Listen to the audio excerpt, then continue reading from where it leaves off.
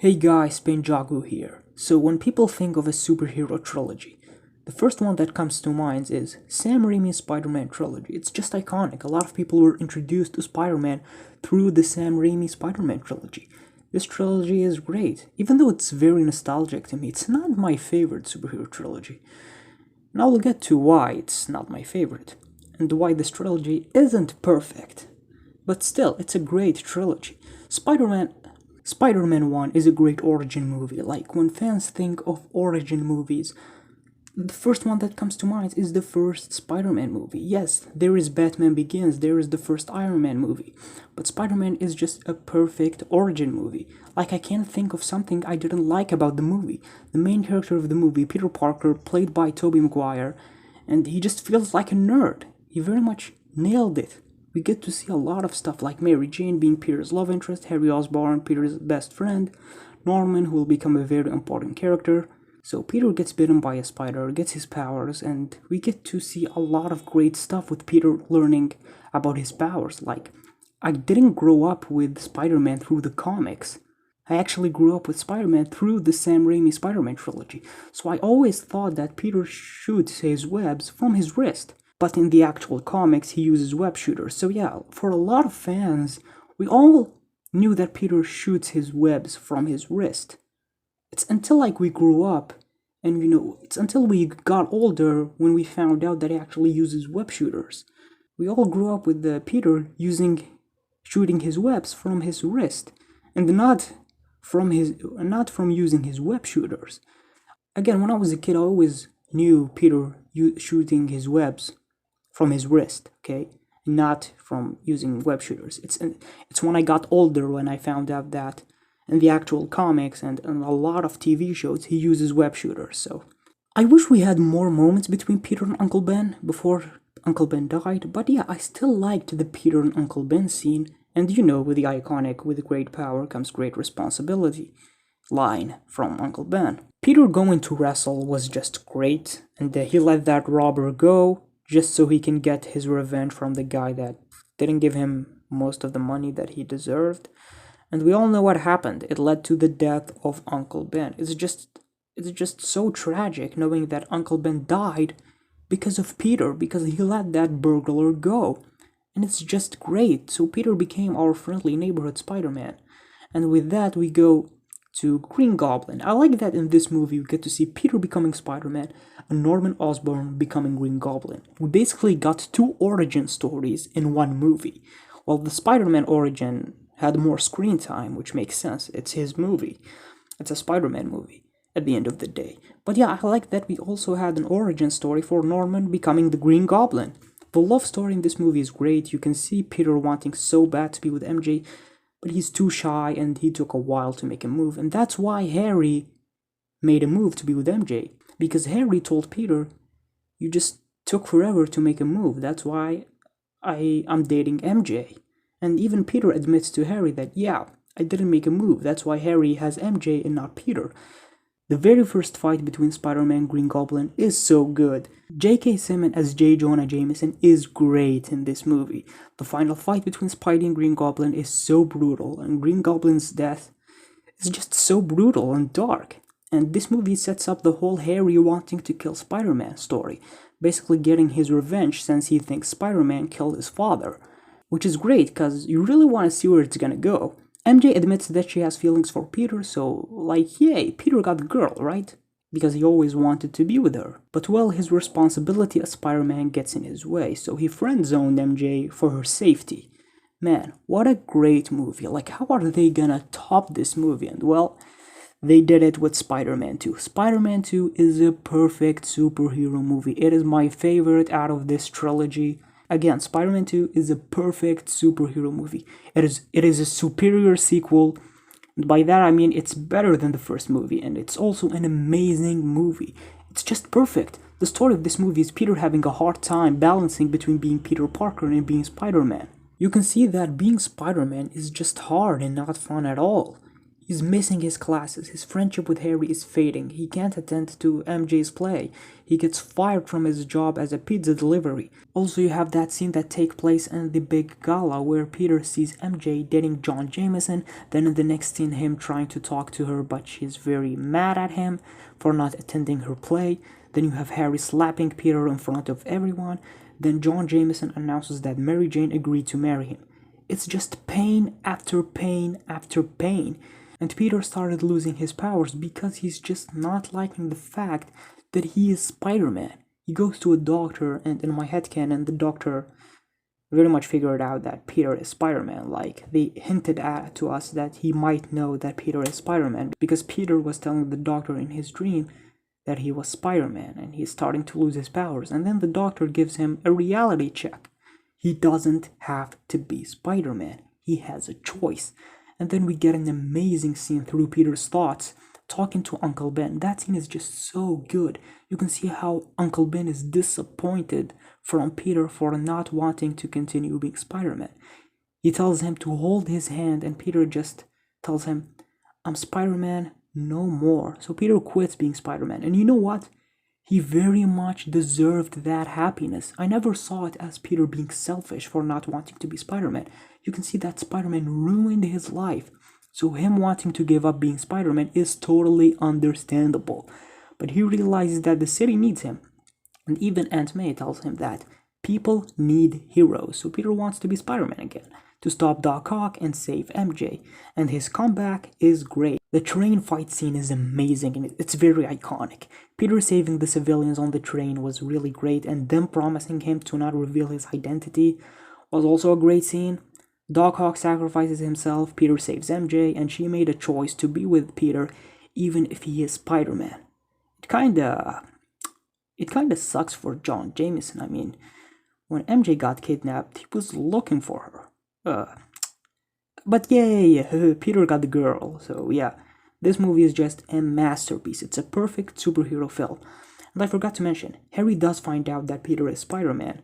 Then he finds out that his father is the Green Goblin. So he very much finds Green Goblin's secret lair. So when you're watching that scene, it gives you the vibe of, oh, Harry's gonna be the main villain for the third movie. So the title of this video says that this trilogy is almost perfect. Well, that's because Spider-Man 3 exists. Spider-Man 3 is disappointing. Now, I know what you're thinking. You're gonna say, oh, you're one of those people who hate Spider-Man 3. Like, I'm very predictable because a lot of people hate Spider-Man 3, so I'm just one of those people. Look, I don't hate it. I don't hate Spider-Man 3, but I also don't like it. A lot of people don't like Spider-Man 3, and I can see why. It's just that Spider-Man 3 is very disappointing. Like, what sucks is that the first two movies were setting up Harry to be the main villain of the third movie. I don't know if you guys got the same vibe as me, but to me it felt like they were building up Harry to be the main villain for the third movie. I mean, at the end of the first Spider-Man movie, he says to Peter that Spider-Man will pay. He finds out that Peter is Spider-Man in the second movie, and he finds out that his father is Green Goblin. Like, Harry's final scene is him finding out that his dad is Green Goblin, and he found his secret lair.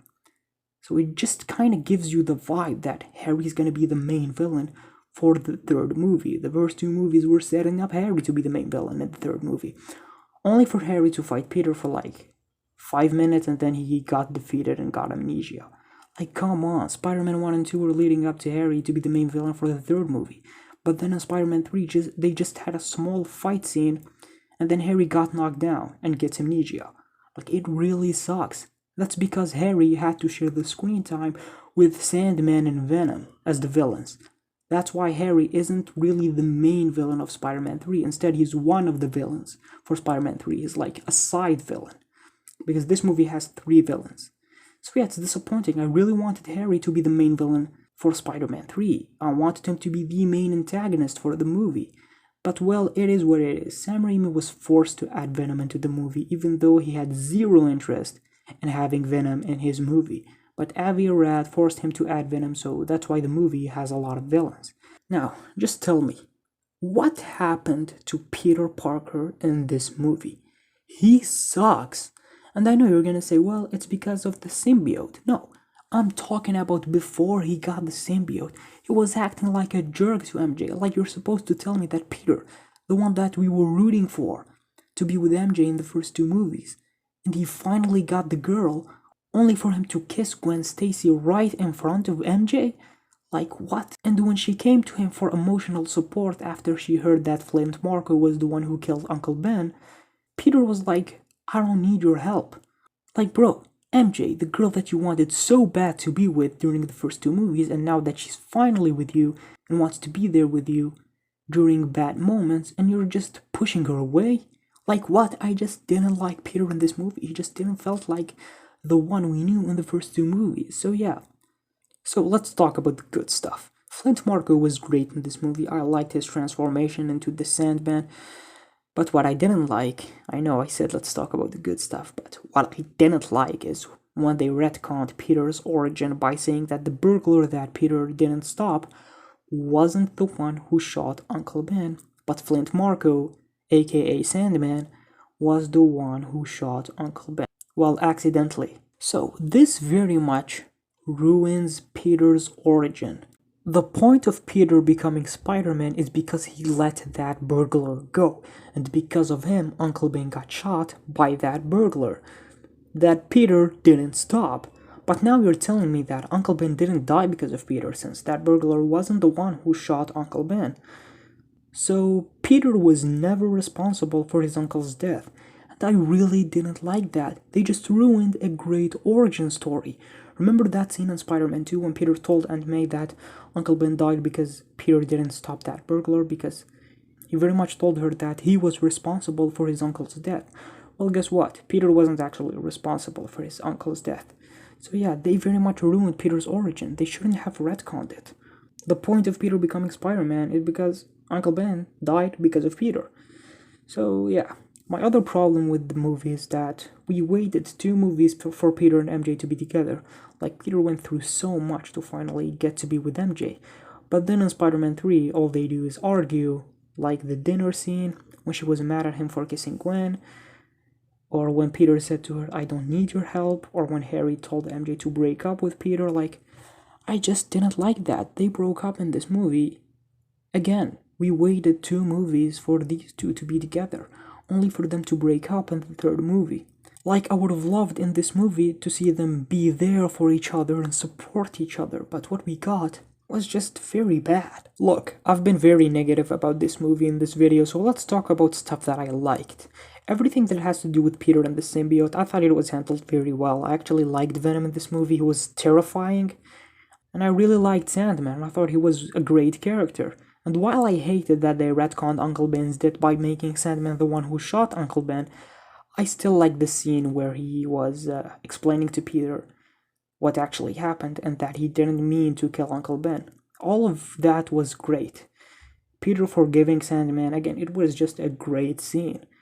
And Harry teaming up to stop Venom and Sandman was just great. Like, it was just so good seeing Peter and Harry team up. Like, it was great. Harry's death was handled very well. He very much sacrificed himself to save Peter. He died by his glider the same way his father died by his glider. The only difference is that Norman died trying to kill Spider-Man while Harry died saving Spider-Man. So yeah. Look, I don't hate this movie, but I don't like it either. I think it's mediocre. It's fine. Again, it's a mediocre movie in my opinion. The good stuff in this movie are really good, but the bad stuff in this movie are really bad. So yeah, that's why this trilogy is almost perfect. First, Spider-Man 1 was a great origin movie, Spider-Man 2 was a masterpiece, but Spider-Man 3 was very disappointing. But this is still a great trilogy, because of the first two movies. This trilogy had a huge impact. It introduced us to Spider-Man.